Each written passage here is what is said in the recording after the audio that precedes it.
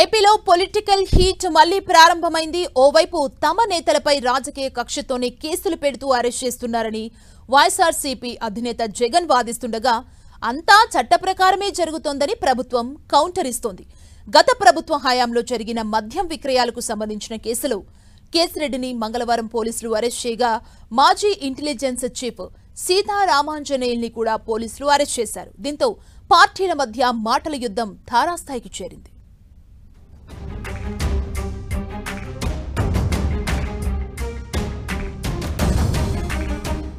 ఏపీలో కొద్ది రోజుల గ్యాప్ తరువాత తిరిగి అరెస్టుల హీట్ చోటు చేసుకుంది. Mumbai doctor cum actress Kadambari జత్వానీని వేధించిన కేసులో సస్పెండ్ అయిన ఐపీఎస్ సీతారామాంజనేయులను విజయవాడ పోలీసులు మంగళవారం అరెస్టు చేశారు. హైదరాబాద్లో అరెస్టు చేసి విజయవాడకి తీసుకొచ్చారాయన్ని కర్నూలు రేంజ్ డీఐజీ సీతారామాంజనేయులను ప్రశ్నించగా, మరోవైపు లిక్కర్ విక్రయాల్లో అవినీతి కేసుకు సంబంధించి కీలక పరిణామం చోటు చేసుకుంది. కేసిరెడ్డి రాజశేఖర్ రెడ్డిని పోలీసులు అరెస్టు చేశారు. ప్రభుత్వాసుపత్రిలో పరీక్షలు జరిపించి కోర్టు ఎదుట హాజరుపరిచారు. మరోవైపు లిక్కర్ స్కామ్లో తానో విజిల్ బ్లోయర్నంటూ మాజీ Rajya Sabha member Vijayasai Reddy bomb పేల్చారు.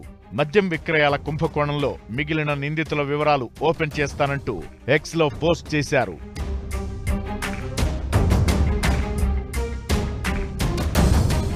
Liquor scam కి సంబంధించి సాక్షిగా గత వారంలోనే సిట్ విచారణకు వచ్చిన విజయసాయి తాజా ట్వీట్తో దుమారం రేపారు. అయితే దీనికటు వైఎస్ఆర్సీపీ, టీడీపీ రెండూ ఆయన్ని టార్గెట్ చేయడం విశేషం. వైఎస్ఆర్సీపీ అధినేత జగన్ ఈ అరెస్టులను పూర్తిగా రాజకీయ కక్షగా కొట్టిపారేసే ప్రయత్నం చేశారు.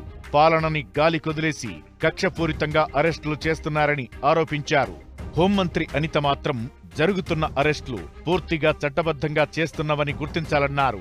ఈ రోజు సిన్సియర్ గా పనిచేస్తున్న అధికారులని మేము ఇబ్బందులు పెట్టాల్సిన అవసరం ముఖ్యంగా ఎన్డీఏ గవర్నమెంట్ కి లేదు.